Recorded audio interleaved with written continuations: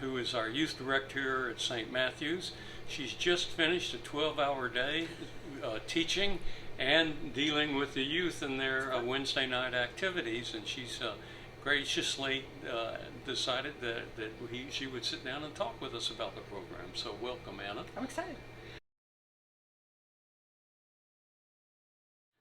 I felt called to kind of make a bridge from MacArthur High School over to here, and through choir classes and just advertising some things that we do here at church, got a couple of kids to start coming, and then they tell their friends about it and let them know that it's a safe place, that no matter what they believe or what they feel, or that we just want them to come here and feel safe. And that's kind of how we started, I guess about 2 years ago, advertising and getting kids over.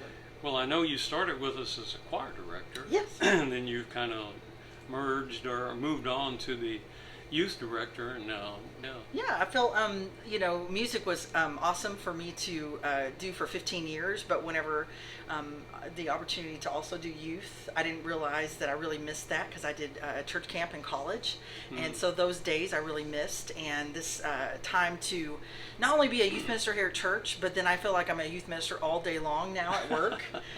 It's been great. It gives me more purpose in my job, and it's not just about helping kids get through their school day, but it's actually getting through life, helping them get through life. So that's been interesting. You mentioned you felt called to do that. Would you mind saying a little bit more about that? Well, I think in college I felt called to work with youth, and that's why I did 6 summers of youth camp, the same youth camp we went to earlier this summer, Centrifuge.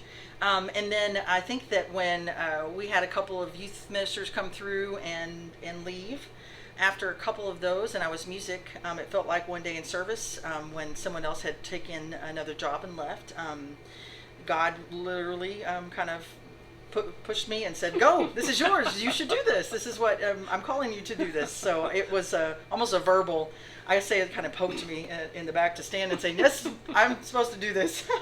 So I feel like that's what God has done here.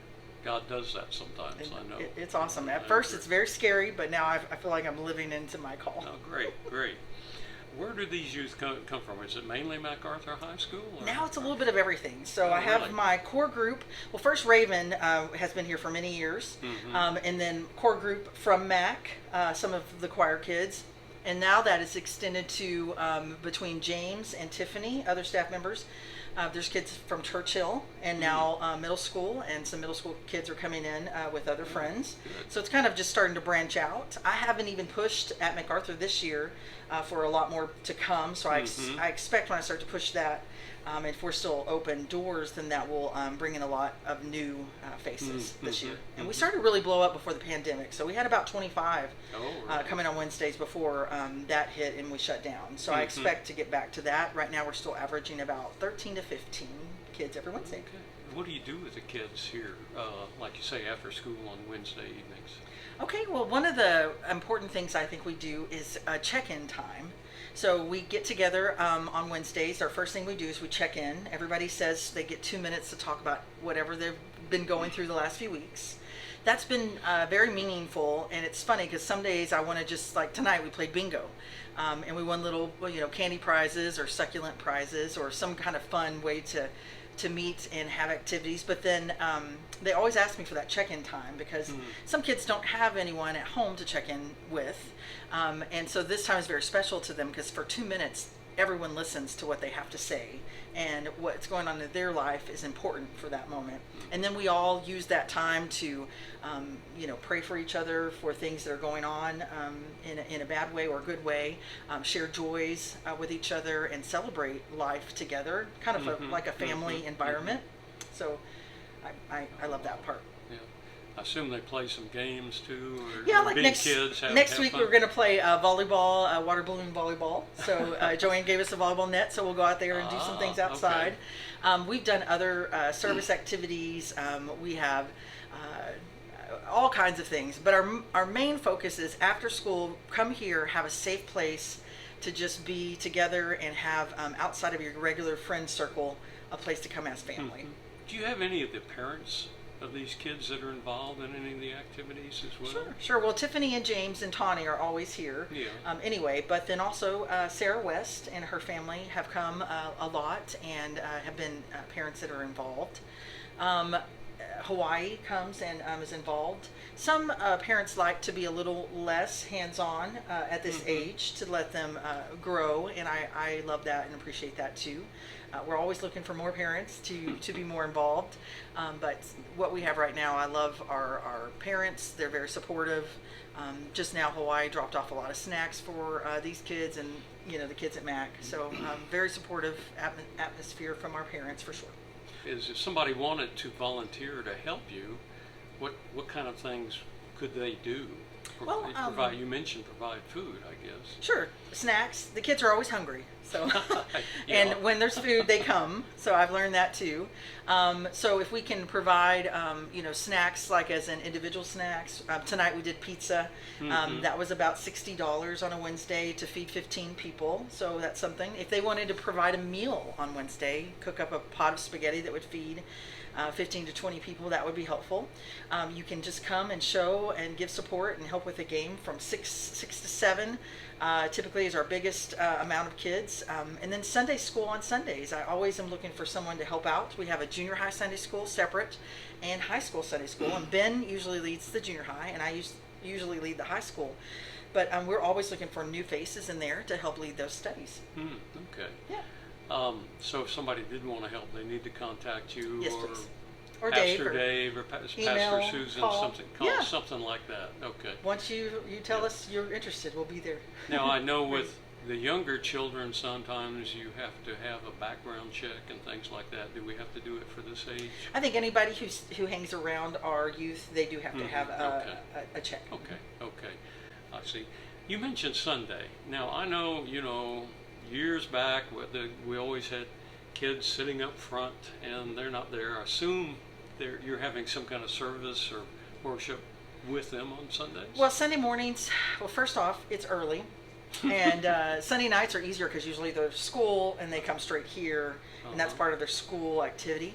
Sundays, we are going to try to get them here more for Sunday school. Is at 10 o'clock usually is by the time they're done with their donuts, from 9:45 to 10. 10 o'clock until service time is our Sunday school. Now, I average, there's around 2 to 5 people here on Sunday, so at least enough to split up typically. But I believe if we had a church service that was later in the evening, they would all be here. I think it's harder for them to come on Sundays. And sometimes they have family things as well. I see. They do. Yeah. Well, what goals do you have for the program, if any? Or is there anything you'd like to see? Well, you were just talking about Sunday. And Okay. I think that would be, for me, it's a big goal to have a full row or two of youth to come on Sunday, to be more from just this building and this room, to actually go and meet more of the congregation and be more involved with church. Getting their families here is another goal, of course, and then branching off to younger siblings, older siblings, of course. So Sunday school is a big number one goal. The next thing is getting more kids in. After pandemic, and we kind of dwindled from 25 back down to 10 to 15. I'd like to get more kids in because even though some of the kids are like, oh, there's so many people now, but then I told them today, but we don't want to close off the kingdom of heaven. We want everyone to feel this love. So more the merrier. That's what I say. So the more I can show more love and love activities at MacArthur, hopefully those will bring some more kids in through those things. Homeless feeding, maybe that will bring some additional kids in. So that's a second goal. And I think my last goal, I would say, is definitely the ones who have been coming, for them to really grow and to become more like Christ. I mean, that is ultimately our goal within the churches, to make sure that we're all trying to be better all the time, better humans, more like Christ in love and in deed and in service. Everything we do, just try to model Christ. And that's the only... I don't shove God down their throats. On Wednesdays, we don't sit and do Bible study for an hour. We try to make this a nice and light and fun experience for them to be more, want to come back more and more. So now I feel like the next step is to, now that we have them in here, let's give them some depth and some more course of action of how to live their lives. Mm-hmm. So when they do leave high school, and some have been coming back for college and wanting to have that connection in that group, I'm hoping that when they go off to college, they remember these memories and these times together, and then can touch back on that and know that this is the way they want to live their lives, being more like God. What kind of changes or influence have you seen with the kids since they've been here, and not in picking on anybody in particular, but just in general? Have you seen some changes in the kids? Absolutely. I think some of you saw the, after we got back from camp in Florida, the beginning of June, there were some big life-changing moments through that. I've seen that come to fruition and continue to grow and get better. Another thing I've seen in the kids is that a lot of our kids are unchurched. For some of these kids, they came to church for the first time and they got past the plate and they didn't know what to do with it. So they just, that a lot of our kids have not gone to church for a very long time. Their parents have never taken them to church, or they've gotten hurt by the church or turned off by the church, and they just don't do church. So I feel like through our program, we've got them in here, started to show them what church is like, show them what the body is like and what Christ is like. And I've seen a lot of growth from the non-believers to people who've never been churched, to people who've gone to camp with us twice now and have grown tremendously. But overall, everyone has definitely taken steps closer to Christ in their walk. And that is all I can ask for. Wow, that's great. Yeah, even me. Even you? Yeah. Wow, good. Yeah, God's done a lot. You mentioned help on Sunday morning. Do you need help on Wednesday night as well? Or Wednesday night, I'd said control? I think the snack thing, helping provide food for the masses is the biggest need right now. Maybe one more face would be okay around here if you felt like you were called to want to donate time and be a cheerleader for these kids, because some of them are not churched and come from all different walks of life, and so any kind of way that you're around the youth, if you just show extra love and care and just what Christ would show, just complete love unconditionally, that's what they need in their lives. So if you would be willing to show that love, then you're welcome to come. I would love that. Do you have anything else you would like to add? I think the only other thing, you don't get to see a lot of the youth. The congregation does not get to see a lot of the youth on Wednesdays. You don't get to see what really happens in this building after school on Wednesdays. You may not have really kept in touch with the last 2 years of how the youth have grown, not just in numbers, but also spiritually. So I think that is just, after maybe this video, after you've kind of peeked through the window at the youth room, you'll see that there's a lot happening back here. And it's pretty exciting. The life changes that have taken place from this point to this point has been pretty dramatic. And so if you want to be a part of the youth group and help in any way, please come join us and help us love on these kids. That would be awesome. I love our church, so if you have a heart for the youth, come and help out. Well, gee, Anna, I think that's a great way to end it right now. Yeah. And I know you've had a long day, so we'll let you go home. Thank you. But we really appreciate you you. taking the time to talk to us tonight. And it sounds like you're doing a wonderful job. And we pray that God will continue to bless you and the kids. With God's graces. Okay. Absolutely. Thank you. You're welcome. My name's Amelia, and I've been here for about 2 years, and the best part about youth group would probably be the people and having a place where I could share everything that I haven't been able to at home and like school. I've known most of them before I started youth group, so it's very nice to have a place other than school to hang out. The best part about being in youth group would probably be all the memories that you make in youth group that you didn't realize you make until after. My name's Maddie. I've been part of the youth group for like 2.5 years. I got involved because Miss Gann, the youth minister, is my choir teacher at school, and she wanted me to start coming, so I started coming. My favorite part about it is just having a place to escape, and we get to make lots of memories that really become like the core memories from Inside Out, the ones that are like right in the middle. I have a lot of those memories from here. My name's Torin. I'm the drummer. Sometimes they use me. I've been here